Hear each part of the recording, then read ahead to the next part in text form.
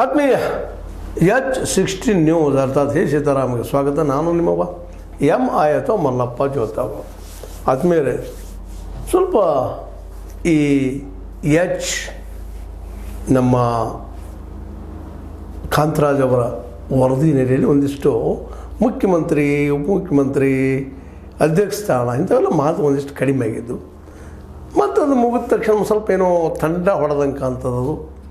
ಇನ್ನೂ ಸ್ವಲ್ಪ ವಿಶ್ವಾಸ ತೆಗೆದುಕೊಂಡ ಮೇಲ್ಜಾತಿಯ ಅಥವಾ ಲಿಂಗಾಯತ ಮತ್ತು ಒಕ್ಕಲಿಗರನ್ನ ವಿಶ್ವಾಸ ತೆಗೆದುಕೊಂಡ ಮಾಡಬೇಕು ಅನ್ನೋದು ಚರ್ಚೆ ಒಂದಿಷ್ಟು ಹಿಂಬಡ್ತಿ ಆದ ತಕ್ಷಣ ಮತ್ತು ಮುಂಬಡ್ತಿಗೆ ಈ ಒಂದು ಮುಖ್ಯಮಂತ್ರಿ ಸ್ಥಾನಕ್ಕೆ ಕಾಟ, KPCC ಅಧ್ಯಕ್ಷ ಸ್ಥಾನ ಮತ್ತು ಮುನ್ನೆಲೆಗೆ ಬರುವಂಗೆ ಕಾಣ್ತಾ ಇದ್ದಾವೆ.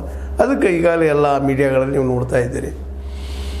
ಈ ಹಿನ್ನೆಲೆಯಲ್ಲೇ ಮತ್ತು ಸತೀಶ್ ಜಾರಕಿಹೊಳಿ ಅವರು ಜಾಗೃತರಾಗಿದ್ದಾರೆ, ಓಡಾಡ್ತಾ ಇದ್ದಾರೆ, ಭೇಟಿ ಆಗ್ತಾ ಇದ್ದಾರೆ, ಮನದ ಮಾತುಗಳನ್ನು ಮಾತಾಡ್ತಾ ಇದ್ದಾರೆ. ತಾವೇನು ಆಗಬೇಕು, ಬಯಸಬೇಕು ಅನ್ನುವಂಥ ಮಾತುಗಳನ್ನು ತಮ್ಮವರೊಂದಿಗೆ ಮಾತಾಡ್ತಾ ಇದ್ದಾರೆ. ಇರಲಿ, ದಲಿತ ಹಿಂದುಳಿದ ನಮ್ಮ ಆದಿವಾಸಿ ಜನರು ವಿಶೇಷವಾಗಿ ಮುಖ್ಯಮಂತ್ರಿ ಆಗೋದು ಅಥವಾ ಪ್ರಮುಖ ಅಧಿಕಾರದಲ್ಲಿ ಬರೋದು, ಬಿದ್ದ ಸಮುದಾಯ ಮೇಲಕ್ಕೆ ಬರೋದು ತಪ್ಪಲ್ಲ, ಅದು ಬರಲೇಬೇಕಾದಂಥದ್ದು. ಕಾಲನ ಅನಿವಾರ್ಯತೆ, ಯಾರನ್ನೂ ತರಲಿಕ್ಕೆ ಸಾಧ್ಯ ಇಲ್ಲ.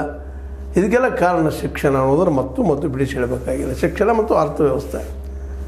ಇವತ್ತು ರಾಜ್ಯ ಮಟ್ಟದಲ್ಲೇ ಸತೀಶ್ ಜಾರಕಿಹೊಳಿ ಅವರು ಈ ಮಟ್ಟದಲ್ಲಿ ಒಂದು ಮುಖ್ಯಮಂತ್ರಿ ಸ್ಥಾನಕ್ಕಾಗಿರ್ಬೋದು ಅಥವಾ ಅಧ್ಯಕ್ಷ ಸ್ಥಾನಕ್ಕಾಗಿರ್ಬೋದು ಫೈಟ್ ಮಾಡೋದು ಕಾರಣ ಅವರಿಗೆ ದೊರೆತಂಥ ಶಿಕ್ಷಣ ಜೊತೆಗೆ ಆರ್ಥಿಕ ಬಲ.